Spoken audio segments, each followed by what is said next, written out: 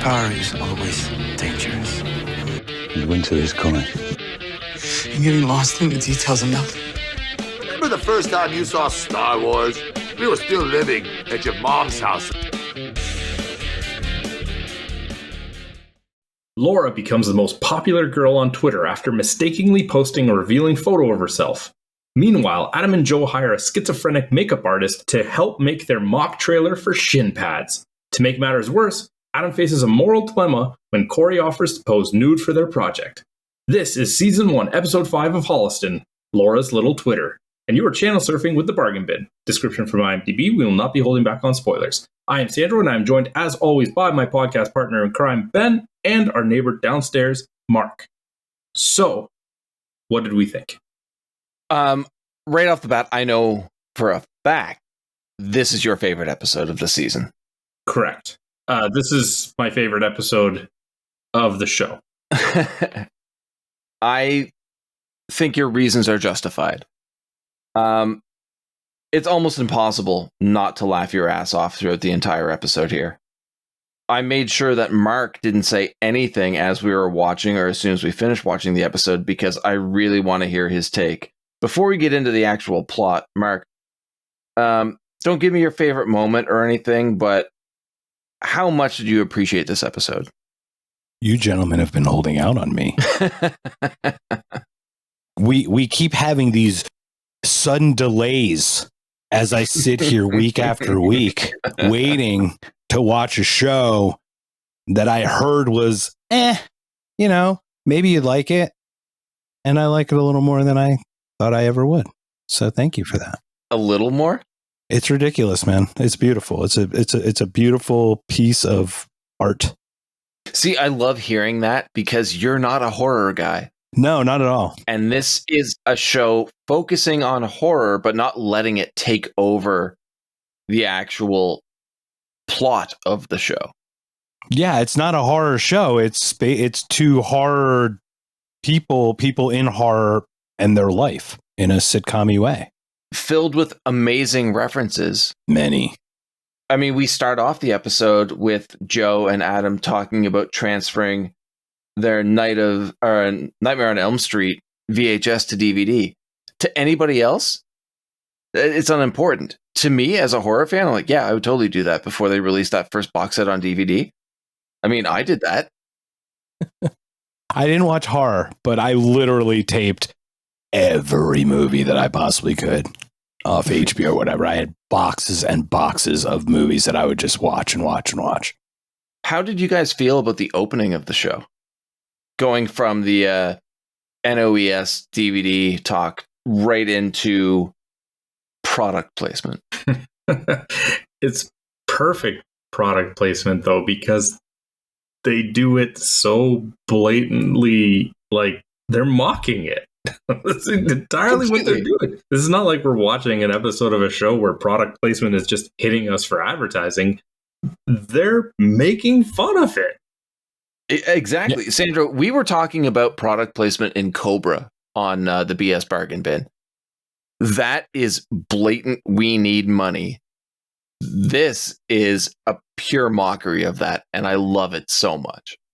Mark, your take? Yeah, I thought it was great. Same thing. When you talk about product placement, you always think about like the can of soda in the background or the thing that goes past the screen subtly and it just catches your eye, but you know it's there, but you don't know it's there.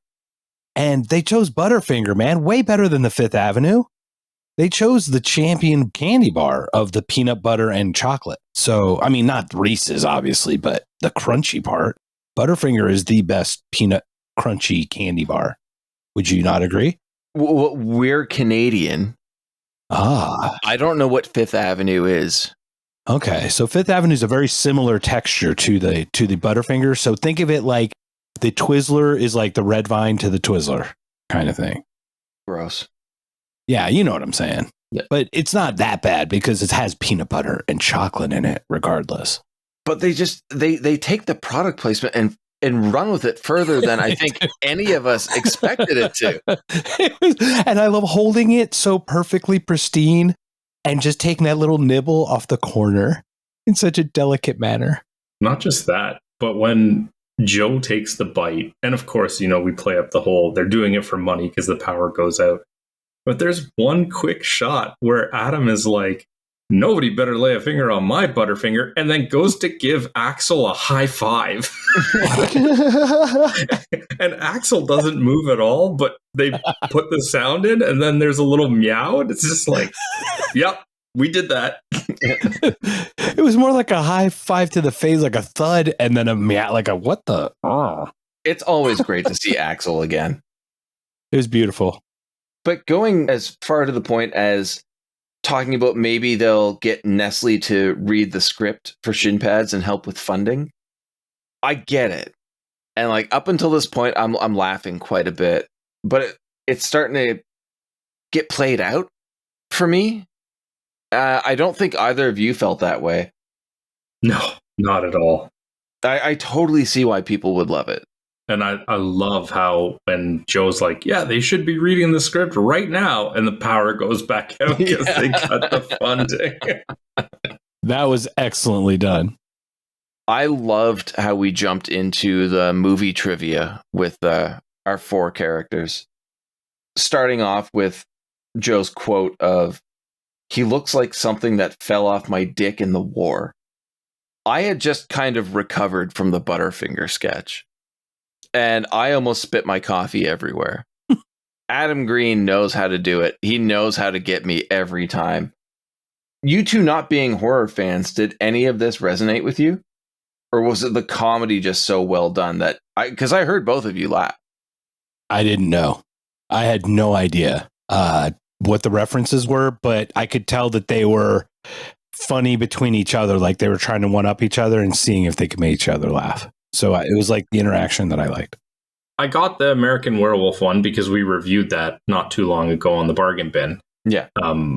Prior viewings, though, I had no idea because I hadn't seen the movie. And then, of course, I knew Goonies, but the first one I had no idea.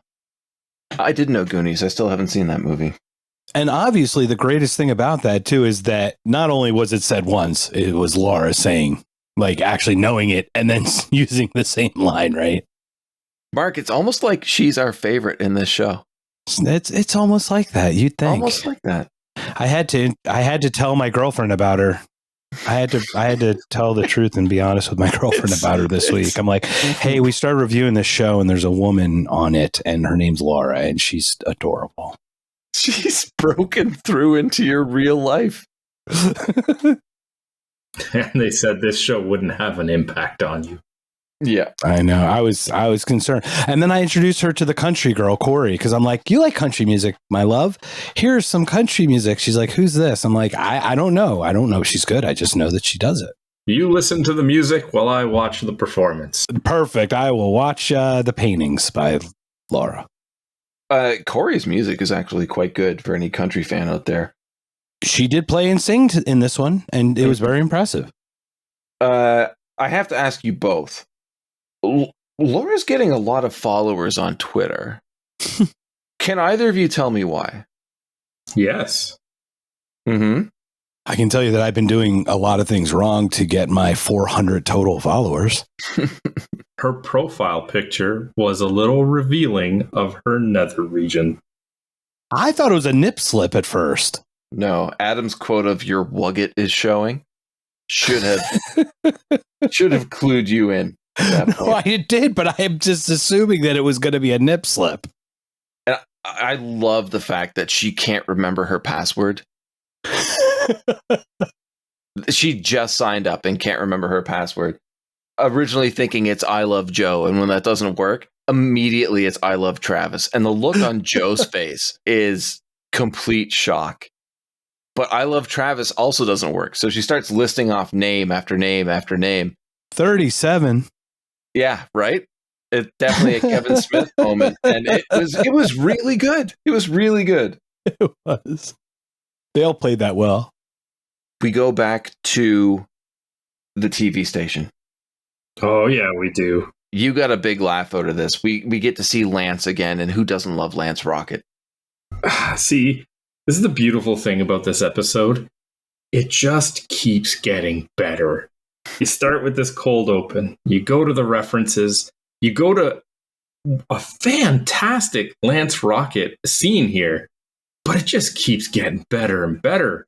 Although this is one of Dee Snider's best performances in the show. It really is. I don't think he has a bad performance in the show, in either season. But yeah, this 100% Sandro, I agree. This is phenomenal from him. He is such a good actor. And I don't think anybody actually realizes it. Totally agreed, by the way. He's so smooth and fluid, right? The way this seemed the most comfortable that he acted. There was not a single force out of him. It seemed just one smooth personality flow from him. And it's weird how he can juxtapose what he's saying with how he's saying it. Because he's so excited that they've filmed more commercials than anyone else. The downside being that they're the worst commercials that anyone else is putting out. And yeah, but call him nuts. The talking gerbil and Adam obviously doing the voice of it.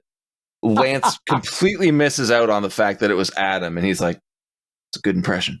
I don't even want to know how you got a talking gerbil. That was a good impression. I don't know how you found that talking gerbil, man, but... And that's it. Like, he goes into that deep, like, raspy whisper talk in every It's very episode. Serious, right? It's like thoughtful and thought-provoking, right? And you know there's going to be a payoff. So as soon as you hear that tone, you just lean forward and you're like, let's have it, Lance. Come on. I can't wait to hear what you say next. And not only do we get it with the dialogue, but we get the classic Lance exit followed up with an encore exit. That was beautiful. It was. He did his own callback in a 2-second span. It was beautiful. The beauty of it is, first of all, he tells them that they can leave early to go see Gustavo as long as they put a fake commercial that they recorded off the TV off his desk, and then says, like, yeah, see, and you guys think I'm not, that I don't support your horror movie garbage or whatever, right? But after his exit, he comes from the other side of the camera. It's perfect. He comes through the room twice. It's beautiful. Before we move into the introduction of who I'm guessing is Sandro's favorite character. Neil. Yes. Yeah, it's definitely Neil, not the other name. I just got a message from nobody in the show. Don't worry, guys. From a listener saying, how fucking dare you compare this amazing show to such a terrible show as The Big Bang Theory? Wow. Now, I agree.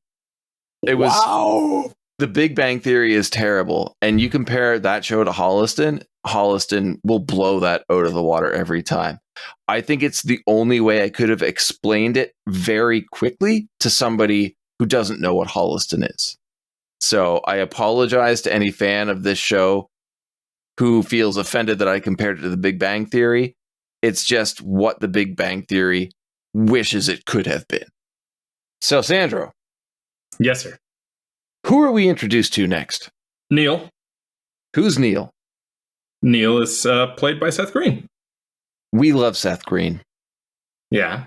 Mark, the reason why you're on the show right now is because you recommended that we cover Airborne on the Boy, I see no boy here. Anyone remember that quote? No. His original from Can't Buy Me Love, sir. He's the little brother in Can't Buy Me Love. Patrick Dempsey's little brother that gets the powder on the nose. It's been a long time. Boy, I see no boy here. One of my favorite lines in any movie of any time. He had me hooked. He had me at boy. So we reconvene over a year later talking about an actor that we first talked about on the show when we first met you. I think this is the best performance by Seth Green we have covered on either Bargain Bin, although it's the first time we've covered him on Channel Surfing. I think this is better than Kenny in Can't Hardly Wait. This is better than Nameless Person, who had part of a line in Buffy the Vampire Slayer. This is better than him in Airborne. Sandro, I think you have to agree with me on that. I love this performance. This might actually be one of my favorite guest appearances by any person in any show in television history. Yeah. Also, I should say better than Idle Hands as well. He is so good. You can't dislike him in this show. It's impossible. His manner of going back and forth between Gustavo and Neil is seamless. I don't know how he did it, and it is absolutely amazing. But who is the character of Gustavo in the show, Sandro? So he's a special effects artist that's going to help them with the trailer. Joe found him pretty much saying that he'll work for nothing. And Adam is, of course, skeptical, as he's always negative. His cup is always half empty, because why would somebody that's actually good not charge money? And then, of course, we meet the character and we find that he has this split personality syndrome. And clearly that's why people don't want to work with him. Yes. I could not take my eye off of the banana in his breast pocket. Yeah, the best part is it never gets addressed. It's just a banana in his pocket, and then the scene ends, and that was there. Oh, man. One of your favorite lines. Actually, wait, before we get to that, Sandro, Adam is completely terrified of this man. Wants nothing to do with him. And Gustavo doesn't exactly like Adam either. Let's not kid ourselves. He's a writer. Yeah, exactly. And the way Gustavo rips on Hatchet might, not saying it definitely is, might be one of my highlights of the entire episode. Okay. There's a lot of fourth wall breaking in this episode. Yes, there is. And I love every single one of them. Do you have a favorite? For breaking the fourth wall, I can't answer that question right now. Don't worry about spoilers, man. No, I'm worried about my highlight. Oh, okay. You're asking me my favorite one when you know that question comes up later. Okay. They remake Dawn of Dead? That was great. And then it causes him to shift. It initiates the change. I love how he brings up the remaking The Thing and calling it a prequel. And then all three of them take a second to look at the camera like, we know what we did.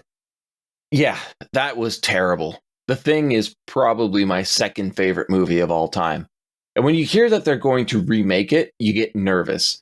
And then when you hear that they fucked it up so bad, they're like, well, maybe it's a prequel. We'll figure something out. We're not going to stick with the practical effects that we shot. We're going to go right into CG and do some reshoots and rework it. This is a travesty. And it was. So the fact that these guys were so willing to call people out on shit like that, I love it.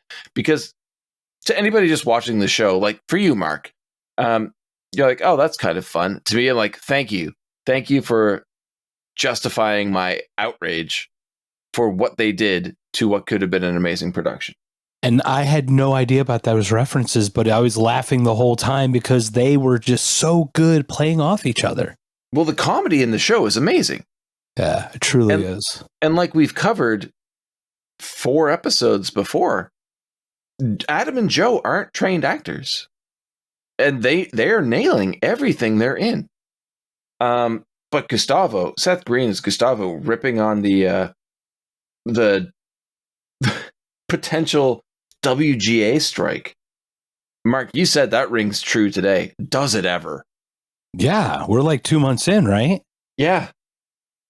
I forgot this scene even happened. Sandro, I'm glad you didn't bring it up when you told me you had already watched this episode twice this week.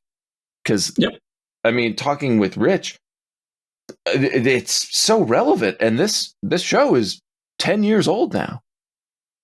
We do get the return of Scary Asian Guy. Did either of you notice what he armed himself with this time? Oh, yeah. He pops up halfway down the hallway with a badminton racket. I was looking for a shuttlecock, man. Yeah. And he was holding it. He was a lefty and holding it backhanded style. I think. Was he standing that way? The character just seems so out of nowhere. And we've talked about that before. But now I kind of expect to see him. Like, even when I was watching this for the first time, I'm thinking going in, I'm like, when are we going to see this scary Asian guy? It's not good. It's not good at all, but I still want to see him now. He's a staple of Holliston for me. I'm officially at the what's he going to do, or what are we going to see him do this episode versus like when are we going to see him? Because we know we're going to see him. I'm just going to wonder what he's going to do. I would just have to wait and see. We only have one episode left, boys. I know. Anticipation. Mark, you had mentioned that you brought up Corri's singing career. We get Corri singing a song here, and I think it's a really good fake out. It's beautiful. You knew it was coming, but you still were leading in. Well, it's done so well because every rhyme could rhyme with Adam. But it's a song about longing and heartbreak, about Kevin. And the look on Adam's face when that is dropped is pure disdain. I thought this has been his best performance this whole season so far. He was solid this entire time through. He really was. Like right down to his reaction. Yeah. Sorry if this offends anybody, but when he just turns around and says, you know, those lyrics made you sound like a whore. Like, dude. He's so hurt, but nobody really seems to pick up on it. And it's played for laughs. Like, in a real life scenario, this guy would be so downtrodden. But the writing works so well. You're like, I get what they're going for. And that's not going to be an issue moving forward. He just had to say it right there to get that point across. Sandra, how are your feelings on this episode up until this point? Have we hit your favorite spot yet? No comment. Stop asking about favorite. Just ask me general. Okay. But I do like how this scene starts with a very subtle breaking of the fourth wall, where everything else before it was very blatant. Let's look at the camera, make a point of it. When they come in, Adam's like, are you guys just always going to be here now? Are you going to find your own apartment? And Corri just kind of subtly says, season 2. Yeah. And that's great because every sitcom, you go into the main apartment and everybody's there. It doesn't matter who actually lives there. All of your characters are grouped together because you need them to interact and we don't need to explain why. We have 22 minutes to tell a story, omit things that we don't need to cover. I did find it weird that Joe tries to get the girls to go topless for the trailer for shin pads. It seems out of character to me because they both seem so protective, like Joe of Laura and, well, I think Adam's just straight up obsessive over Corri. A little bit. But then you get lines like, why would we need your face when we already have your boobs?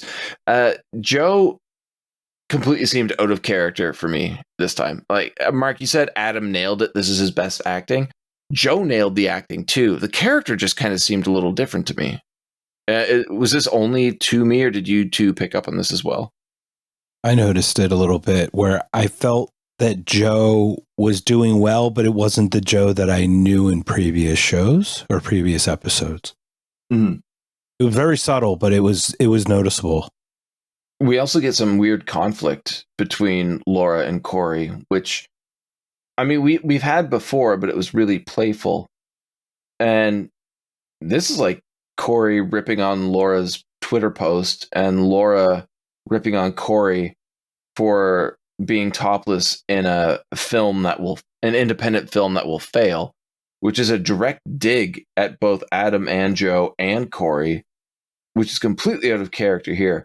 So I'd like to see the original draft of this script because it seems like it went a lot darker in places than most episodes do and didn't really gel for me. Now, I'm not trying to rip on the episode because it is absolutely amazing. The tonal shifts just seemed a little bit more blatant to me. Maybe I'm looking way too into a sitcom and shouldn't. But did either of you pick up on this at all? Nah. Okay, Sandro, I think you approached this episode the way it should have been.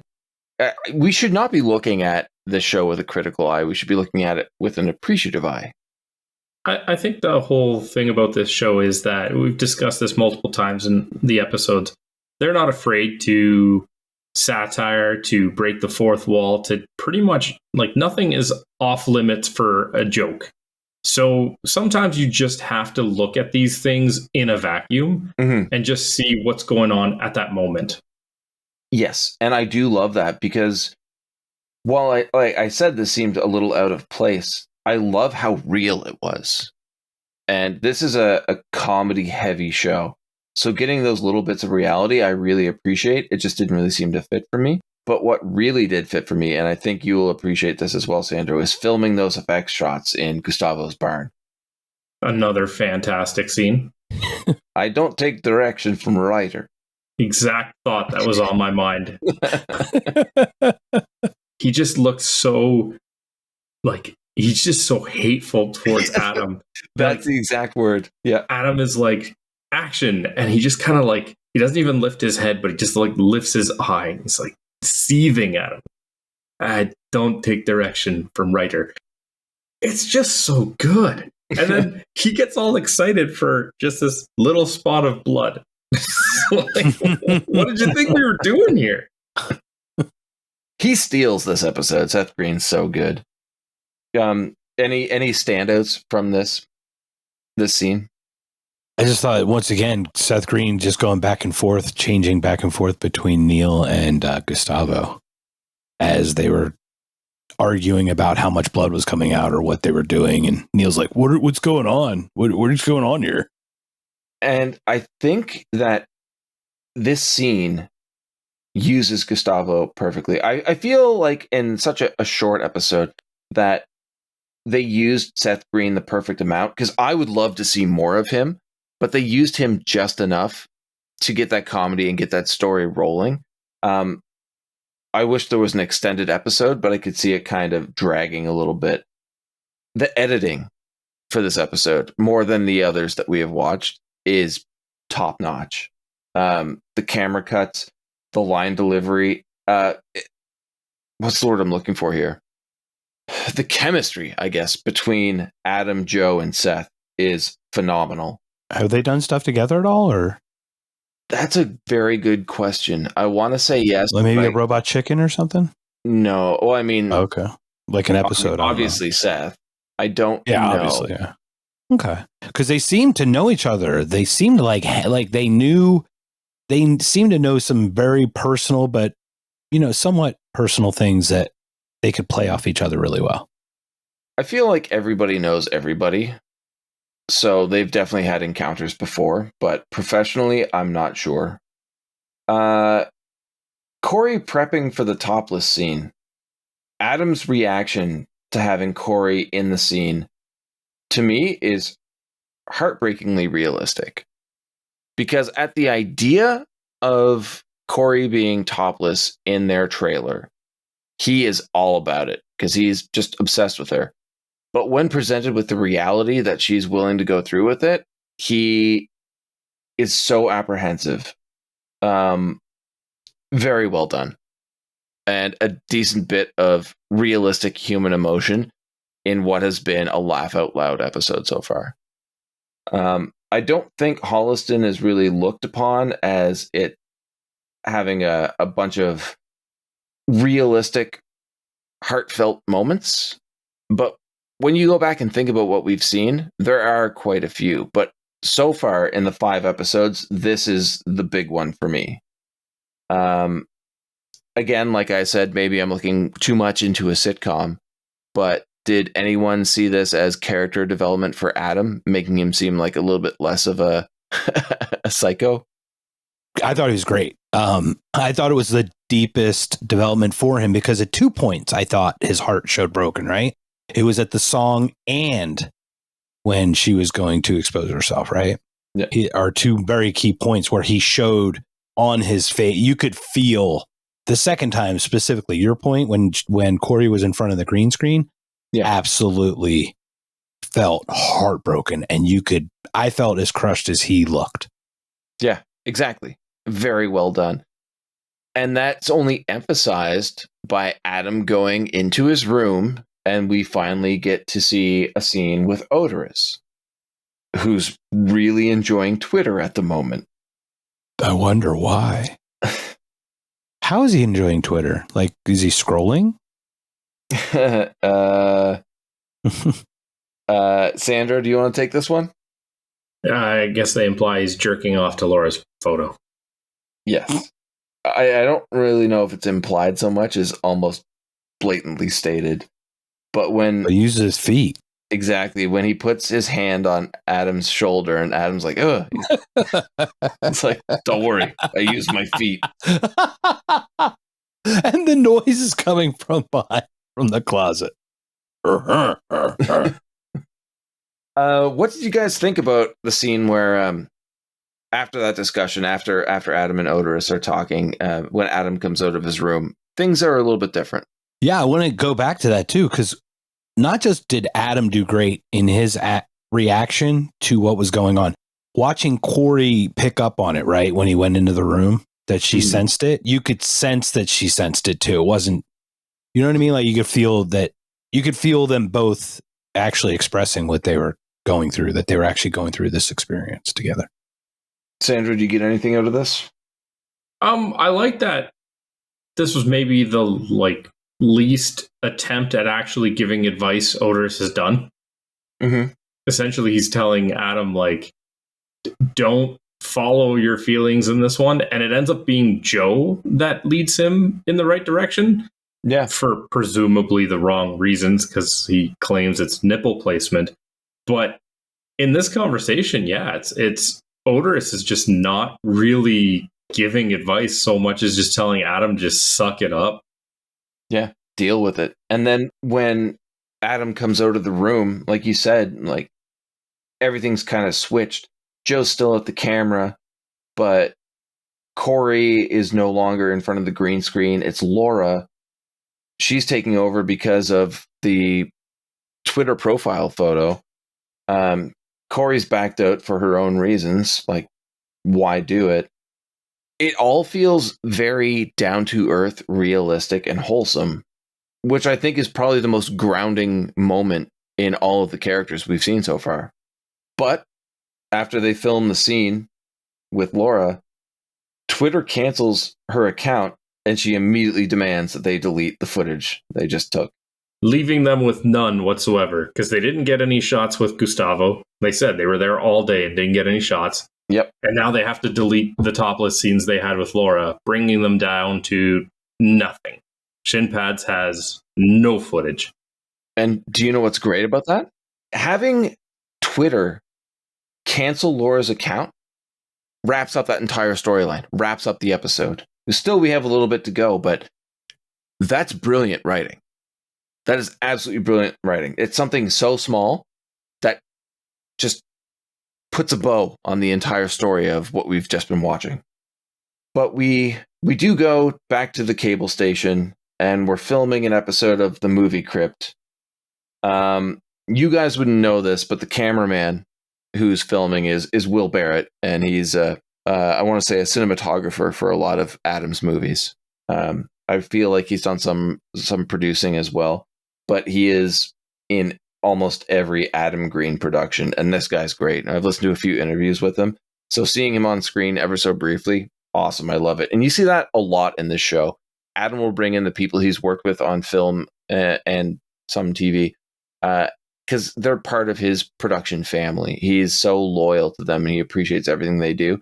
So seeing them pop in, kind of like Paul Solit later in the series, I don't know. It feels like at the end of every episode, everybody working on this show just has a giant group hug. But in this episode of the movie Crypt, they're covering 1985's Fright Night. But before that, we get the airing of making of footage of the Shin Pads trailer. And I'm pretty sure I heard Sandro laugh at this part harder than most. And he was also quoting it. So I'm not going to say it's your highlight of the episode, but do you want to talk us through the Gustavo mocking Adam with a zombie arm? To be fair, I wanted to quote throughout the entire episode. This was just where I couldn't take it anymore.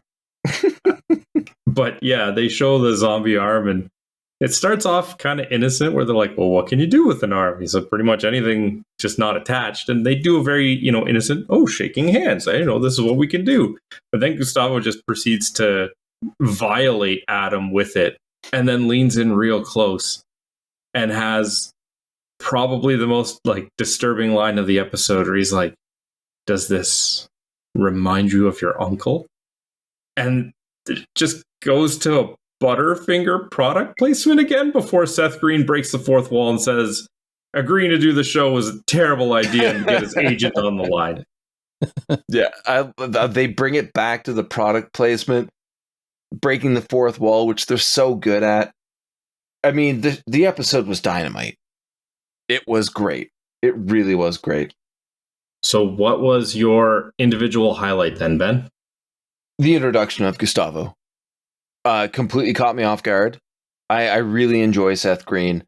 Like I said earlier, this is probably his peak for me.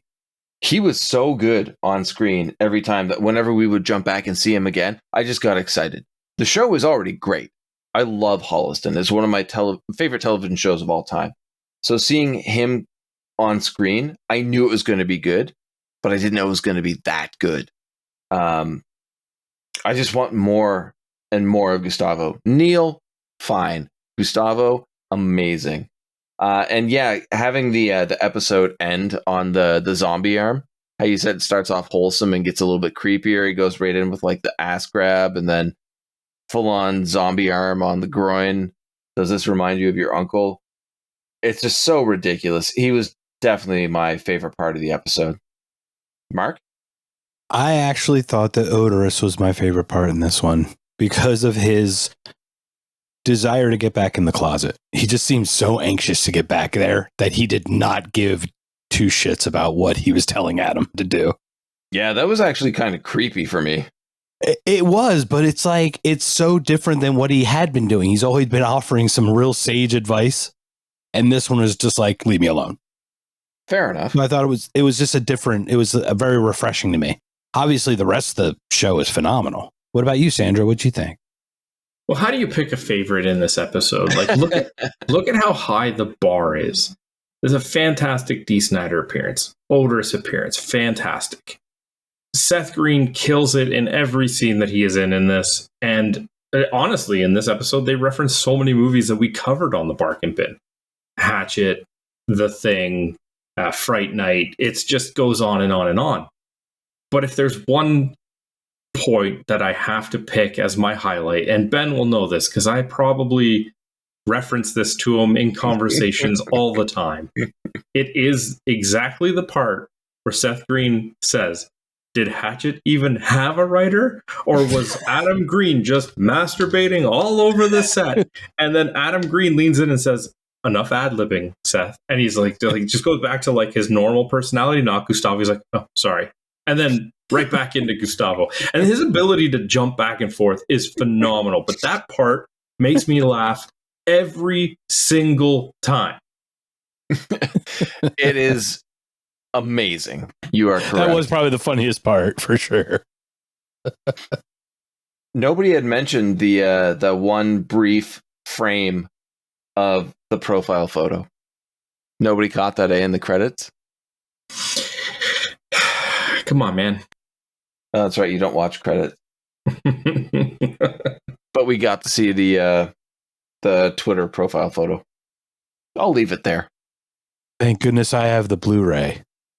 Everybody should own the Blu-ray. Anybody listening to this that hasn't seen the show before, support these guys. Buy the seasons. Buy them off of the Aeriescope website. They've got great deals. You can get them autographed for an amazing price. Oh, that's cool. Yeah. You should have told me that. I didn't even know that. You just said get them. I said, okay. Fucking I support buy them again. independent people. I bought the show both seasons twice. Done. Great. You sold me. Support local. Support your independent artists. They're awesome. So I predicted last week that we would have another unanimous vote in regards to ranking the episode. I guess it's time to see if that is correct. Might as well start off. This one is number 1 for me. I'm shocked. What? Number what? 1? Yeah, this one goes right at the top of the list. I know. I held it close to my chest, but it's now time for me to reveal that I love this episode, and it is my favorite. And I think that in regards to ranking the episodes of this season, it's number 1. What is the rest of your ranking? Do you know?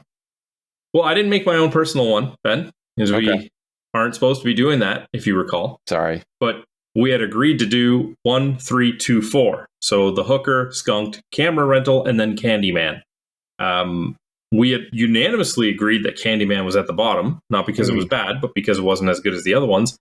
And I mean, I guess now's the time when you can either agree with me or disagree, but let's see what happens. Oh yeah, it's number 1 for me too. Yeah.